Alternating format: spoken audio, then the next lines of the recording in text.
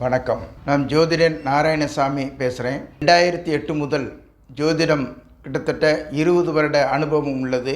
மனையடி சாஸ்திரம், சாஸ்திரம் என்றால் ஜாதகப்படி அவர்கள் மனை எப்படி இருக்கும் என்பதை நன்கு ஆராய்ந்து சூட்சும ரீதியில் மனையடி சாஸ்திரம் பார்க்கப்படும்.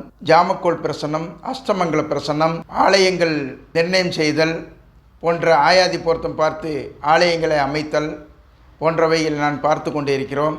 12 சோழியிலும் சரி 108 சோழியிலும் அஷ்டமங்கல பிரசன்னம், மங்கள காரியத்திற்கு பிரசன்னம் பார்ப்பது, சுப காரியங்கள் அனைத்துக்குமே பிரசன்னம் பார்ப்பது என்பது எனது வழக்கம். பல 20 வருட அனுபவம் நிறைந்த ஒரு அனுபவம் ஜாஸ்தி உண்டு.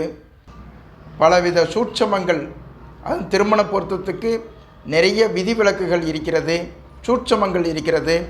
எடுத்தவுடன் பொருத்தம் பார்த்து சொல்கிறது அவ்வளவு நல்லா இருக்காது. ஆகவே அந்த பொருத்தம் பார்க்குறதுலேயும் சூட்சம் நிறைந்த விஷயங்கள் இருப்பதனால் வெறும் ஜாதகத்தை மட்டும் பார்த்துட்டு நம்ம சரின்னு சொல்லக்கூடாது. அதுவும் குறிப்பாக நட்சத்திரத்தை பார்த்து நம்ம சரி அப்படின்னு ஒத்துக்கிட்டோம், சரின்னு சொன்னால் அது அவ்வளோ சிறப்பு இருக்கிறதுல நான் கண்ட அனுபவம் அதிகம். ஆகவே நட்சத்திரம் பார்க்குறதும் உண்டு. அதே நேரத்தில் ஜாதகம், உண்மையான ஜாதகத்தை வைத்து நாம் பார்த்தோமையானால் நிச்சயமாக அவங்க மன வாழ்க்கையில் எப்படிப்பட்ட சூழ்நிலையும் நன்றாக இருக்கும். அந்த ஜாதகம் கூட பிரசனத்தில் இது சரியாக வருமா அப்படிங்கிறது, சரியாக நல்லா இருப்பாங்களான்றது ஒரு கணக்கு இருக்குது.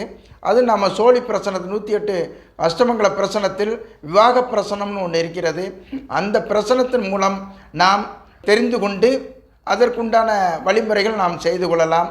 அதே மாதிரி மனையடி சாஸ்திரம் வெறும் அளவுகள் வைத்து கொண்டு மட்டும் இல்லை, அந்த இடம் புனிதமான இடமா சுத்தமான இடமான்றதை பார்க்கணும். இந்த இடத்துல இவங்களுக்கு வீடு கட்டினா நல்லா இருக்கும், வம்சவழி நல்லா வருவாங்க அப்படிங்கிறதையும் பார்க்கணும். அதுக்கு அஷ்டமங்கல பிரசனத்தில் பூமி பிரசனம்ன்ற ஒன்று இருக்குது. அந்த பூமி பிரசனம் இப்போ பிரசனத்தில் இந்த பிரசனம் பார்க்கும்போது அந்த பூமிக்கு ஏதாவது கெட்ட ஆத்மாக்கள் இருக்கிறதா, கெட்ட சக்திகள் அந்த இடத்துல இருக்குதா என்பதை அதை பார்க்கணும். அதையும் நம்ம பார்த்துக்கலாம். சித்தர்கள் முறையில் எந்த விதமான பரிகாரம் என்பது இல்லாமல் தெய்வத்தை வழிபடக்கூடிய முறையில்தான் நான் பரிகாரம் சொல்லியிருக்கிறேன். தனிப்பட்ட முறையில் எந்த பரிகாரம் நான் சொன்னது கிடையாது. அதே மாதிரி உங்கள் வீட்டில் உங்களுடைய குலதெய்வம் இருக்கிறதா இல்லையாங்கிறது சோழி மூலியமாகவும் ஜாதகத்தின் மூலியமாகவும் நான் பல வருடங்களாக சொல்லி கொண்டு வருகிறேன். அந்த வகையில் எந்த விதமான ஒரு எதிர்பார்ப்பு இல்லாமல், அவர்கள் எந்த எதிர்பார்ப்பு இல்லாமல் நான் சொல்லி கொண்டு வருவது, உங்கள் வீட்டில் உங்கள் குலசாமி இருக்கிறதா இல்லையா, உங்கள் வீட்டில் முன்னோர்கள் இப்படித்தான் வாழ்ந்திருக்காங்க என்பது என் ஜாதகத்தை நம்ம எடுத்துக்கொண்டோமானால் அதிலே சில விவரங்கள், பல விவரங்கள் அதில் இருக்கிறது. அதேபோல் ஜாதகத்தில் சொல்லப்பட்ட விஷயங்கள் நிறைய உண்டு.